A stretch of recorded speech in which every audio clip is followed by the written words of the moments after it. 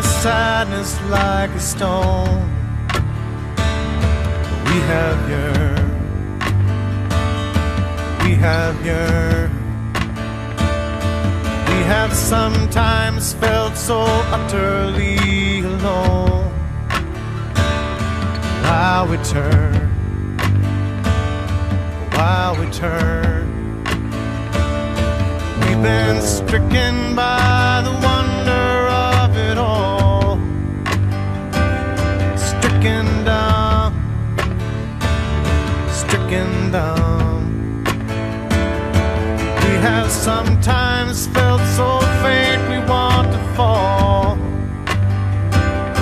Overcome, but all in all, I'd say this year in flight together has been fun. What say we make one more circle around the sun?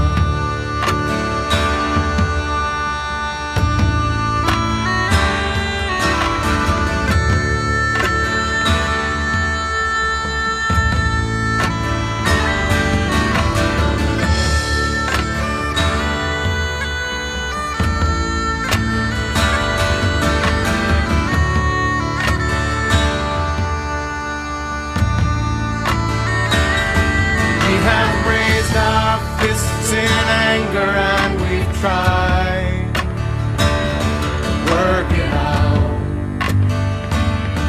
work it out, that we need each other we cannot deny. There's no doubt, there's no doubt.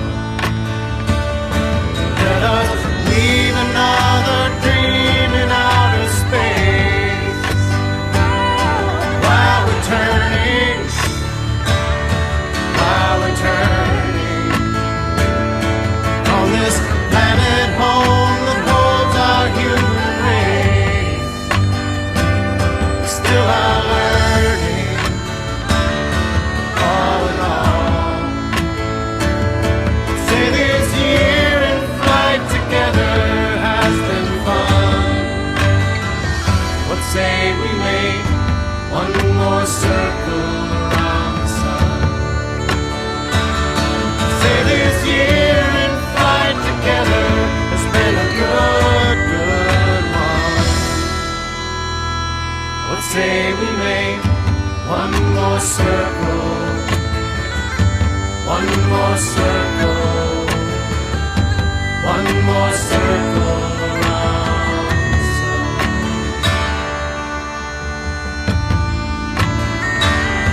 Around the sun.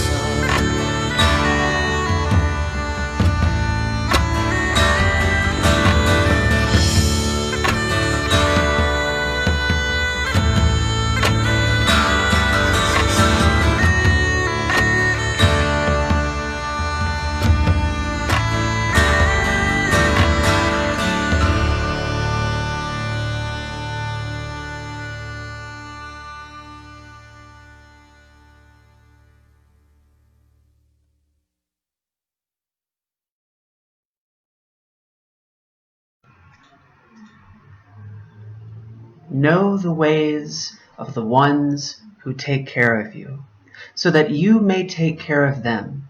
Introduce yourself. Be accountable as the one who comes asking for life. Ask permission before taking. Abide by the answer. Never take the first, never take the last. Take only what you need. Take only that which is given. Never take more than half. Leave some for others. Harvest in a way that minimizes harm. Use it respectfully. Never waste what you have taken. Share. Give thanks for what you have been given. Give a gift and reciprocity for what you have taken. Sustain the ones who sustain you, and the earth will last forever.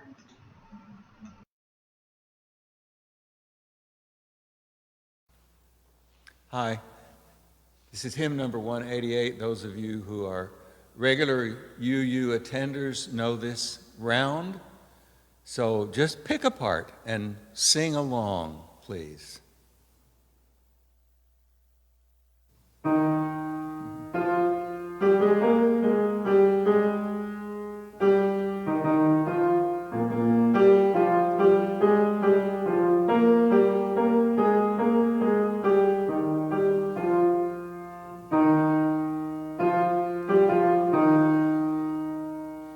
Come, come, whoever you are, wanderer, worshiper, lover of leaving. Ours is no caravan of despair. Come, yet again, whoever you are, wanderer, worshiper, whoever you are, ours is no caravan, lover of leaving. Ours is no caravan of despair. Come yet again, whoever you are, wanderer, worshiper, lover of leaving. Ours is no caravan of despair. Come yet again, come. Thank you.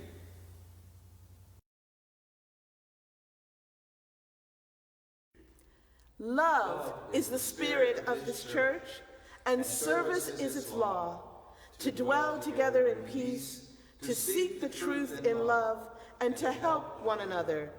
This is our great covenant.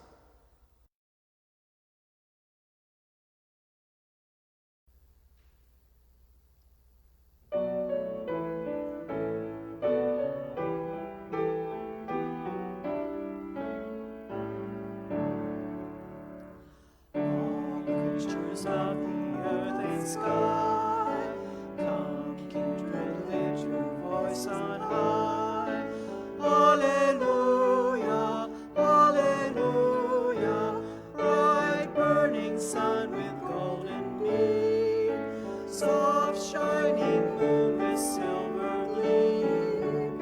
Alleluia, alleluia, alleluia, alleluia, alleluia.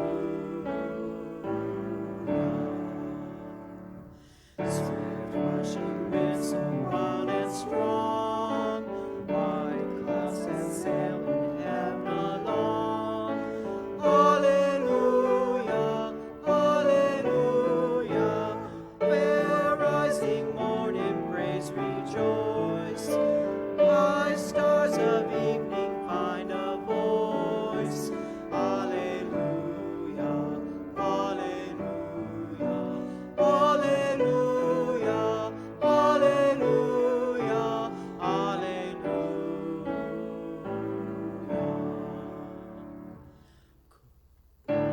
Flowing water pure and clear, make music for all life to hear. Alleluia, alleluia, dance flame of fire so strong and bright, and bless us with your warmth and light. Alleluia, alleluia, alleluia, alleluia, alleluia.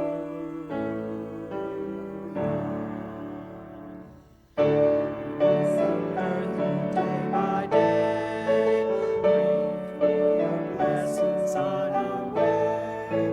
Alleluia, alleluia, all herbs and fruits that richly grow, let them the glory also show.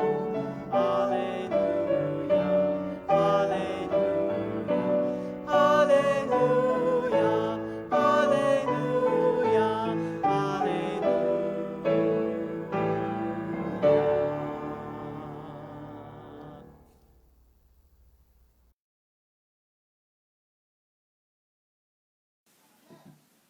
Hello. I'm glad to be here today to share a story for the service, but first I have a question for you. I'm wondering if any of you who are watching today have ever been outside and taken a moment to watch the animals that you can see? Maybe you've seen a bird flying by, or a squirrel running along. Maybe you've seen a beetle skittering by. And I wonder if you have ever wondered, why do they do what they do? What is it that they're doing? Now, all of the creatures have an important job to do, but it's not always easy to see or understand exactly what it is. And so I have a story to share with you today that's adapted from one by Deborah Friedman called Carl and the Meaning of Life. Now, Carl was a creature. Carl was not a bird. Carl was not a bear or a fox. Carl was an earthworm. Have you ever seen an earthworm? Now, Carl spent most of his time underground, burrowing and tunneling, and crunching and munching dried leaves and digesting them and casting and tunneling some more and turning hard dirt into fluffy soil. He spent hours upon hours and days and weeks doing that. Now, one day, though, he was near the surface and he came up and took a look around, and he saw nearby there was a field mouse who was planting some seeds. And the field mouse had noticed Carl and turned to him and said, Why do you do what you do? And Carl looked at the field mouse and said, Well, I don't know. Why do I do what I do? I think Carl might be having a little bit of an existential crisis here. Carl had never thought about that before. He just did what he did. But the field mouse was waiting for an answer, and so he said, Oh, I'll be right back. I'm going to go find out. And he hurried away and stopped making fluffy soil. Instead, he went out to find the answer to the field mouse's question. And before long, he came upon a rabbit. And he asked the rabbit, Excuse me, can you tell me, why do I do what I do? And the rabbit said, Oh, dear me, I don't know why you do what you do, but I do what I do for my babies. And Carl looked around at all the little rabbit babies hopping around. But Carl didn't have any babies. Then a fox appeared. And Carl asked the fox, Hello, can you tell me, why do I do what I do? Who do I do it for? And the fox replied, For whom? And in any case, I don't have time to answer questions. I am here for the hunt. But Carl did not want to hunt. Then he heard another voice, and he looked around, and it was a squirrel. And the squirrel said, Why are you talking to a fox? And Carl said, Oh, I'm trying to find an answer to the question that the field mouse asked me. I really need to know, why do I do what I do? And the squirrel said, Oh, well, I certainly don't know, but you know what I do? I plant trees. Trees are where I sleep. But Carl could not sleep. Carl could not sleep, certainly not in trees like a squirrel, and not at all as long as he didn't have the answer to the field mouse's question. He needed to know. And so he kept on searching. And he traveled on and asked every creature he found. Weeks turned into months, and still he asked and didn't find anybody who knew the answer to his question. But after a while, the earth began to become barren and dry. The plants dried up. And pretty soon, the birds flew away to find other spaces with more green and more leaves. And the bears trundled off to look for berries. And pretty soon, Carl was all by himself. But what about me? He called. And then he thought, I am never going to get an answer to my question. And he began to sniffle.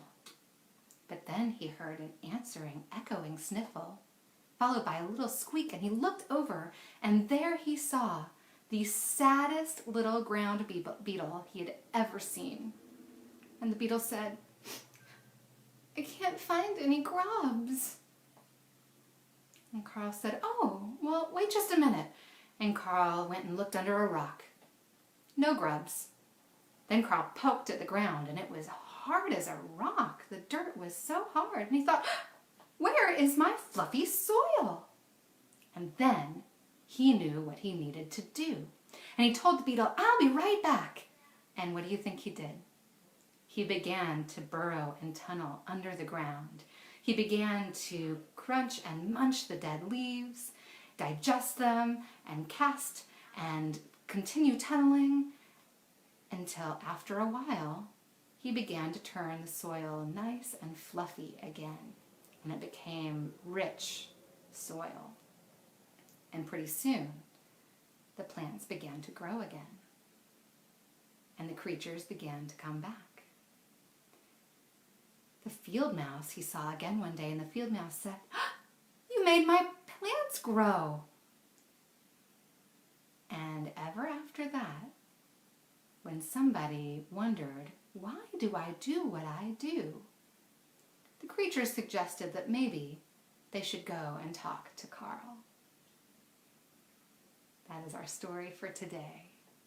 I'm so glad to have shared it with you. Thank you for joining me. It's good to gather together in this way. Take care.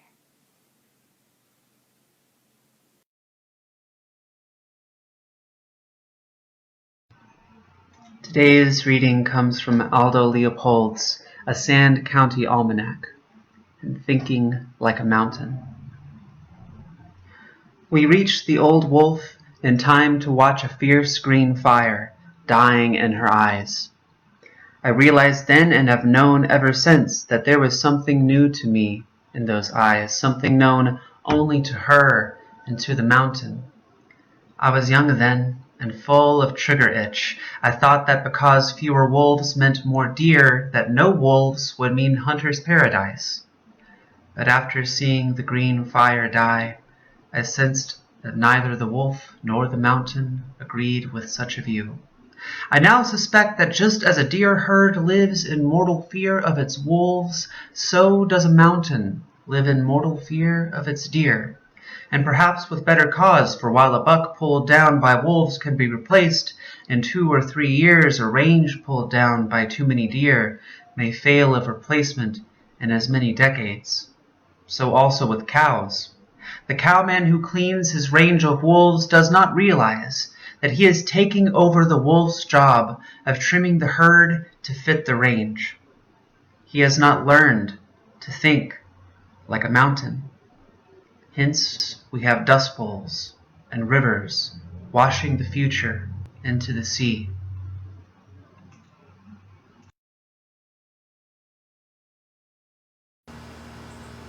Hello, Joy. I'd like to read a poem or a writing by Leslie Takahashi Morris. It's Labyrinth. Walk the maze within your heart. Guide your steps into a questioning curves. This labyrinth is a puzzle leading you deeper into your own truths. Listen in the twists and turns. Listen in the openness within all searching. And listen, a wisdom within you calls to a wisdom beyond you, and in that dialogue lies peace. I chose this reading, one, because I saw the delightful pictures of the stuffed animal labyrinth, and I wondered, what would it be like if I made a labyrinth of things that give me happiness and give me joy, that offer me deep thought, that just reflect who I am? And so in reading this, I thought, what are the twists and turns in my heart? As we go through the week, we often come in contact with people, or for us that are really sheltering at home, we are coming in contact either by phone, email, text, or even Zoom. Through this week, I'd ask you to think about the people who are ill, who are in hospitals alone, and people who are rehabilitating from different procedures and process. I'd ask you to remember the people who have no water or food and have to live in refugee camps. I'd ask you to remember that you are blessed, and in your blessings that you may not see immediately, there are other people who would wish to be in your shoes. So use this week to travel the curves, the twist of your heart, your soul, and think about your spiritual journey, and in doing so, offer up the light to people who need us, people who need to be remembered by us, people who need our comfort, people who need us to send them joy. Amen.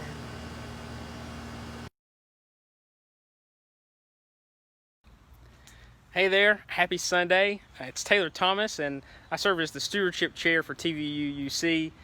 Today I'm coming to you again to let you know that it is Generosity Sunday, and that means that today the offering will go to support the church directly. So all the proceeds will go to support things that TVUUC does in the congregation and in the community. And I got to thinking about today being Generosity Sunday, and it really hit me that every day is Generosity Sunday. For TVUUC, every day this church is generous. Whether it be through, things like this, holding digital services so that people can connect with each other. I mean, just look at the Facebook comments on the side right now. See how many people are tuning in. Or maybe it's giving out meal cards so that people can afford food right now, because it's just such a hard time for many. Or maybe it's having a safe space when we actually are able to meet in person, where people can come and fellowship together.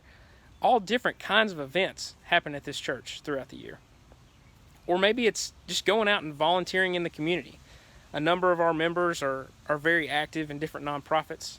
And sometimes we actually share the plate with other nonprofits in the community. We give just directly to them. So even though today is Generosity Sunday, and that's the day that we've decided that we'll share the plate with the church, every day this church is so generous to the community.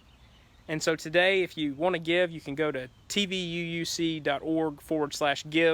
and you can make a donation there, or you can text the number 73256 and text TVUC and what amount you want to donate. But even if you're not in a place to make a contribution today, just take a moment to acknowledge how generous this church is. Every day is Generosity Sunday. I hope to see you soon, and just remember, love is the spirit of this church.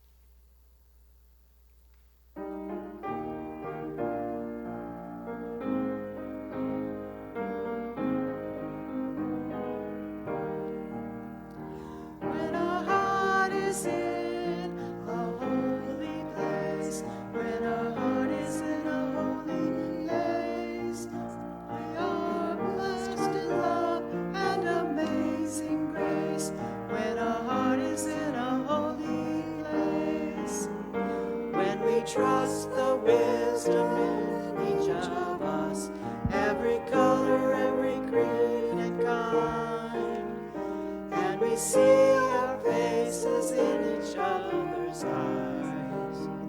When our heart is in a holy place, when our heart is in a holy place, when our heart is in a holy place, we are blessed with love and amazing grace.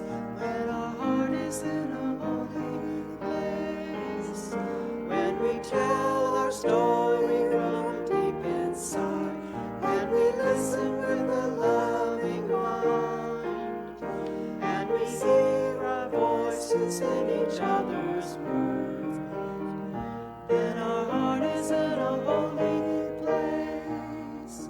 When our heart is in a holy place, when our heart is in a holy place, we are blessed with love and amazing grace. When our heart is in a holy place, when we tell the silence of a sacred space, and the God of our heart stirs within, and we feel the power of nature's faith. When our heart is in a holy place, when our heart is in a holy place, when our heart is in a holy place, blessed with love and amazing grace. When our heart is in a holy place, when we share in a place.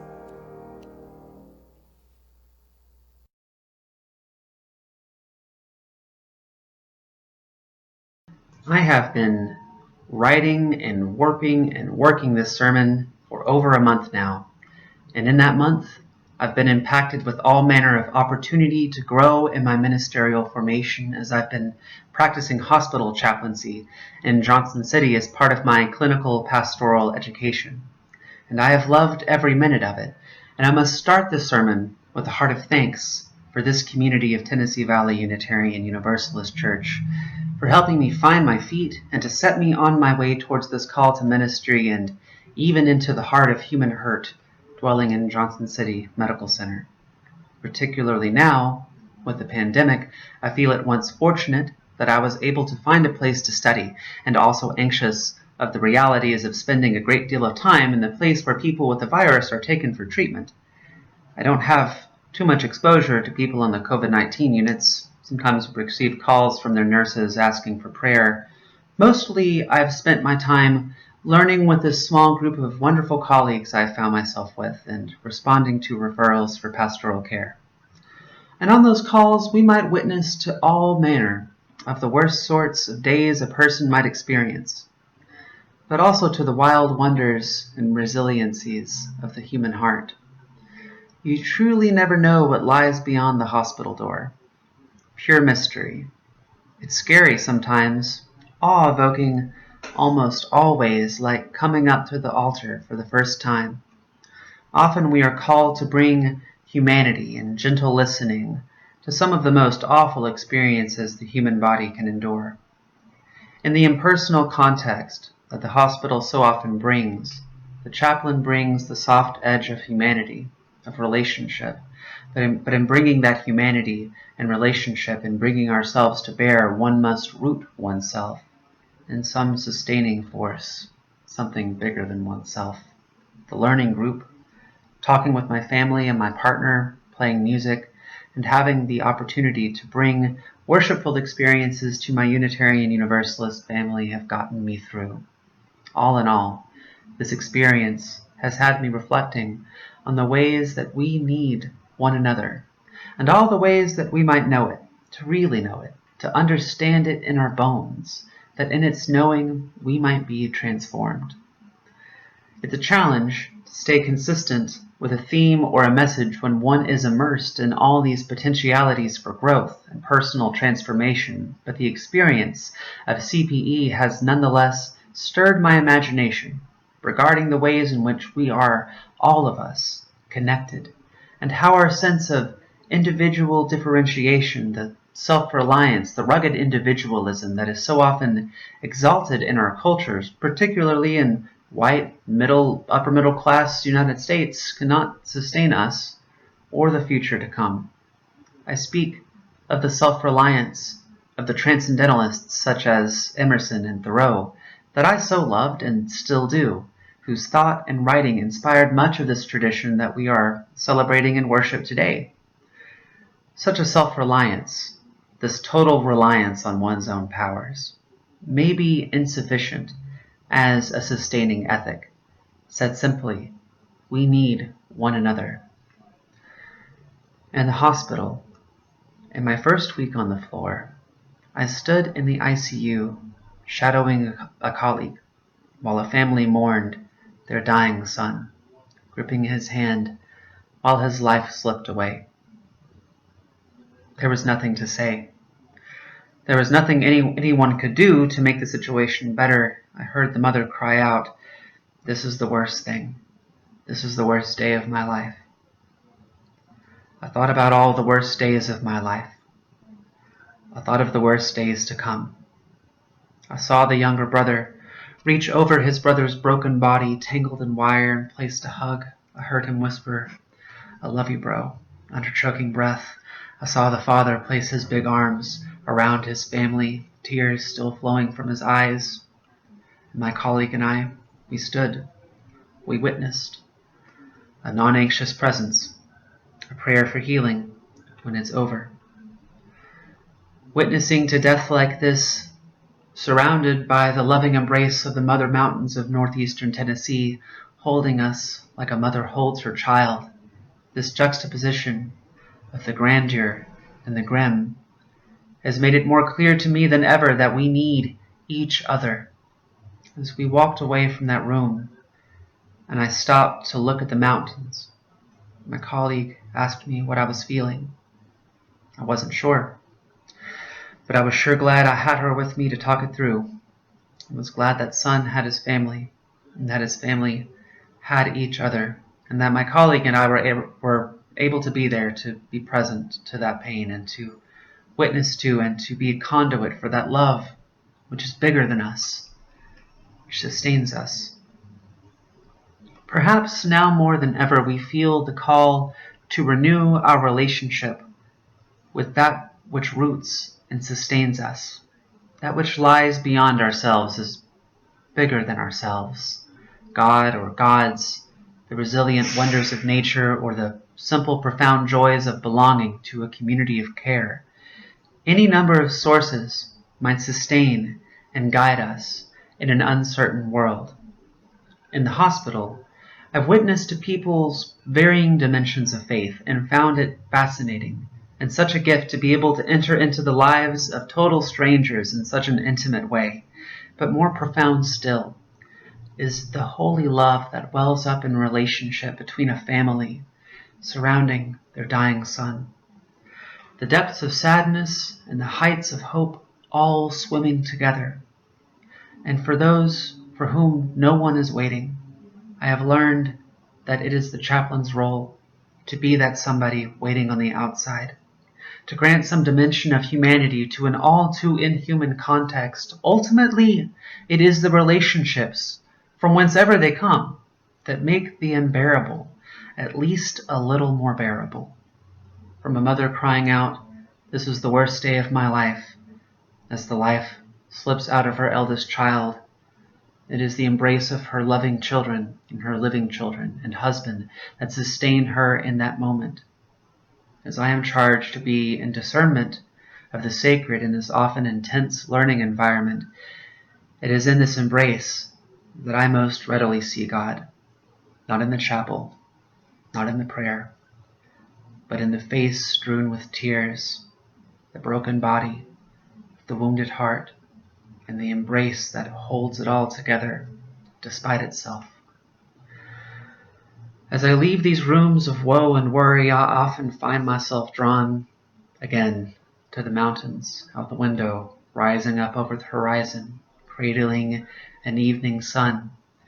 And my mind goes back to the words of Aldo Leopold, which we heard earlier in this service, and the precious balance of life and death he suggests in Thinking Like a Mountain. That for the mountain, the deer are as wolves, and it is truly the wolves and their predation upon the deer that the mountain relies upon for its existence. The primal reality, this primal reality, belies an ancient cycle of relationships beyond human moralizing. We mean many things when we reference our seventh principle, that respect for the interconnectedness of life, and this manner of interconnectedness, this cycle, this circle of life at play on Leopold's mountain is part of that. The mountain sustains its creatures, and the creature sustains it in turn, in life and in death. We humans are a part of this network, this cycle of life as well. Far removed from the wildness of the wolves as we may feel, and as I look out the window at the rise and fall of the land, after just witnessing some hard human suffering, I feel this intimately. It feels like stepping up to the edge of the sacred, these relationships, this play, this world. There is something glaringly fundamental about the cycles of life and death that play both on the mountain and in the hospital. Relationship. Relationship is the root from which all wild things grow, a state of connection. The characteristics of this connection are colored by their context, but are relationships nonetheless. The wolf and the deer, the son and the mother, life and death, the individual and the group. All of these entail depths of relationship, even our own bodies. These vessels we inhabit that seem at once somehow separate from us and sewn into ourselves as a unified entity, are at once made up of not only the component parts, the organs, the cells, the bones that we think of, but diverse histories and experiences imprinted upon it and within it. The human body is made up of trillions of microorganisms, with non-human cells outnumbering our human cells at least 3 to 1. The relationships between the diverse microbiome, this inner ecology, which all of us ultimately are, gives glorious rise to you, to me, to each of us, to all of us, and to all that we are. These relationships. Not some sense of self-reliance, then, seems fundamental to me, for are we not relationships ourselves? I cannot say for certain what the self is, but I sense it is an emergent element from the system of relationships that our bodies, brains, and minds are. And this is enough for me. Like being a flower in bloom, the fire of the mind, the sense of self-awareness born out of relationships, born in relationships, ever seeking and sustaining and breaking and creating new relationships. As I muse over such things, I consider what disparate things I have learned about the world in my short time on this planet, particularly from the sciences, especially ecology and botany and biology, which speak to the interrelationships between species, which create contexts from which all of the novelties of life emerge. The relationship between algae and fungus that gives rise to the wild diversity of lichens, a product of relationships that cross kingdoms, lasting for ages and ages and ages. Many varieties of plant life live in such reciprocal relationships within their rhizomes, trees sharing nutrients with one another, the exchange with fungal rhizomes stretching and reaching beneath the soil. And these exchanges, these systems of exchanges, it's been called a wood wide web, like a forest internet. In these systems of exchange and reciprocity, we might once again witness Leopold's thinking like a mountain, thinking like a forest at work, the balance that might come from the reciprocal play of primal relationship. Our opening words, they came from the work of Robin Wall Kimmerer in her book Braiding Sweetgrass, and in it she explores the interweaving of wisdom from her indigenous roots with the knowledge gleaned in her work as a botanist and a practicing scientist. In it, she offers a gentle urging for people to look beneath their feet for signs of reciprocity at play. Precious reminders from the more than human world of the planet that might be possible should we learn to give back, to be in relationship with the land and with one another. The land knows you, even when you are lost, she says. Reciprocal relationships are ultimately the final law of life. We know that when the body passes on, that it returns to the sea of matter to be recycled and to renew the great flows of life from whence we come. We know that we are not immune to this. We are a part of this. Someday the vital elements of ourselves might be flowing through the interweaving rhizomes beneath the soil bed of some future forest, sustaining life as yet unknown. The rhizome, the structure that cancels out all rupture, all breakage, by branching off and trying something new, forging some new relationship, making some new connection. You can imagine the shape like a neural network, like the structures of the brain, or a root system of sorts, or even some of the photographs of large intergalactic megastructures weaving tendrils about one another, delivered to us by NASA satellites, the shape of galaxies playing together. It's a beautiful shape that we see all throughout nature, within our body and without it. One might think of it as the very shape of relationships in flow, in real time. The ethic lifted up by conservationists like Aldo Leopold and scientists like Robin Wall Kimmerer points us towards a new sort of story, I believe, quite different from the rugged individualism of our New England forebears. Perhaps Emerson gets close to this idea in his conceptualization of the oversoul, the spiritual or vital essence within the universe in which we all participate, transcending our individual consciousness.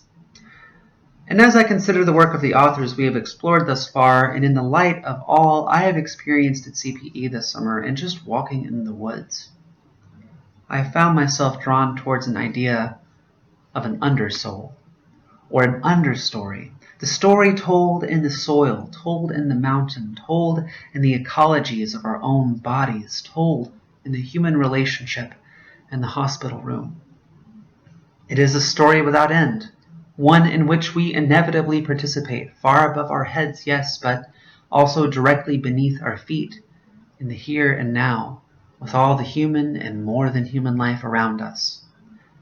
Something wonderful is growing in the world, something novel and new, some seed yet to bloom, some idea just waiting to take root, a story drawing us away from the idolization of the individual above all other individuals and above all groups, and into the depths of relationship. A story which, I believe, has vital importance in our present age, a story which I cannot tell you, not alone, for it is a story we are telling all the time, as we live in this world, which is being told all around us and within us constantly, a story which all of us tell together. This year has shown us how harsh the world can be. Pandemic, civil unrest, political circus, and a general air of anxiety have shown like signs of some unraveling at play within our world. Change is afoot, friends. We all know it. And that harshness and the meanness of the world, we may feel so overwhelmed, but before we sink beneath the surface, I would encourage us to look around, to remember, to reflect on what really sustains us, and to plant our feet into what really matters, into relationships. Relationships not just with people who look like us, who think like us, who are like us, but to people who are very different from us as well, and to the more than human life in this world as well. In a time when so many are flagrantly defying the need for masks, for example, to mitigate the worst effects of COVID-19, we might wonder, why would you do that? What makes a person like this? I believe that, at its core, This comes from our cultural obsession with the primacy of the individual. We've forgotten that we are in relationship first, that we are relationships first. Individual freedoms must be rooted in an ethic born out of relationship and must ultimately point us towards the responsibilities we share with one another, to each other. In the words of American philosopher Elbert Hubbard, responsibility is the price of freedom. Let us tend to our responsibilities to one another, friends, and to those outside of our circles of influence, and to the land upon which we stand. Let us listen for its lessons in the soil as we witness this world's unraveling.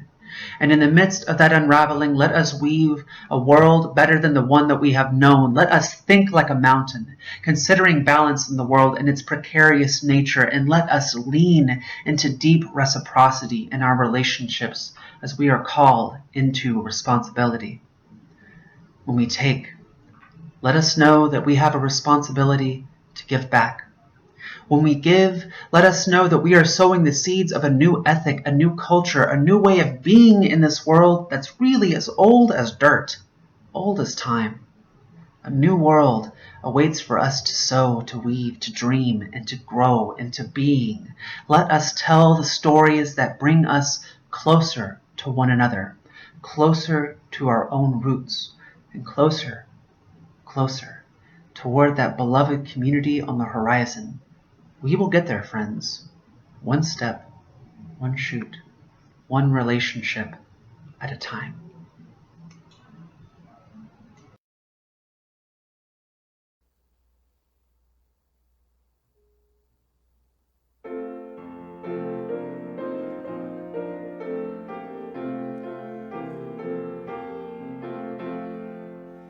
Sing of joy and gladness now and evermore to nature's song. Open up our hearts' desire with love that lasts our whole life long. May the knowledge of our mission spread throughout the universe, helping us to live our lives in harmony with all the earth. All the sky is bright and glorious, all the earth is filled with light. When we see the sun before us rising to dispel the night, all the fears that once beset us fade before the rising dawn. Newfound joy comes now to let us join a new creation song. Sing of seas and sing of mountains, sing of forests and of clouds. All the universe before us sparkles with the fire winds. Barren deserts, living oceans, teeming cities, countries. Join with us in joyful singing, celebrate the web of life.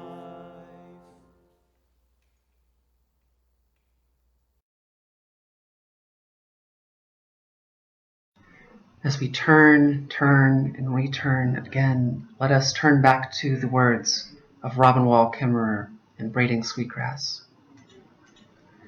Know the ways of the ones who take care of you, so that you may take care of them. Introduce yourself.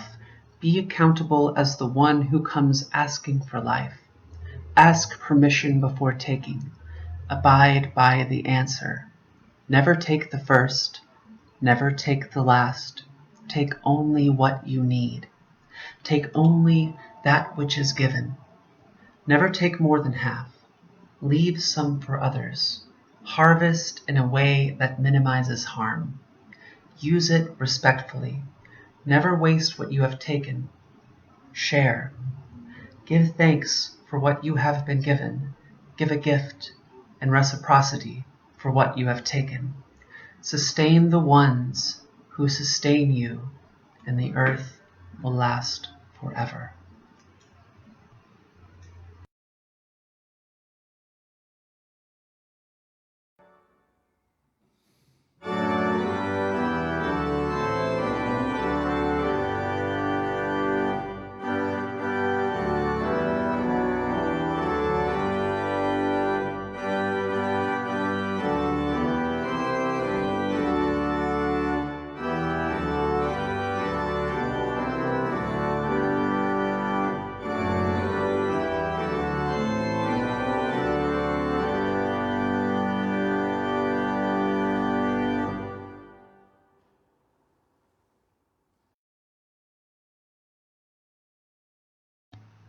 And now for our last act of worship, will you call or text a neighbor?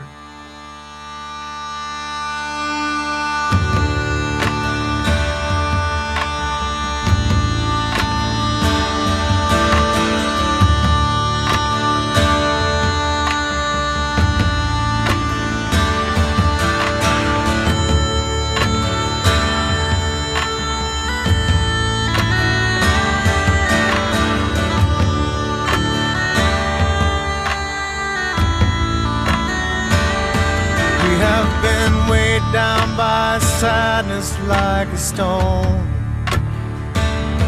We have yearned. We have sometimes felt so utterly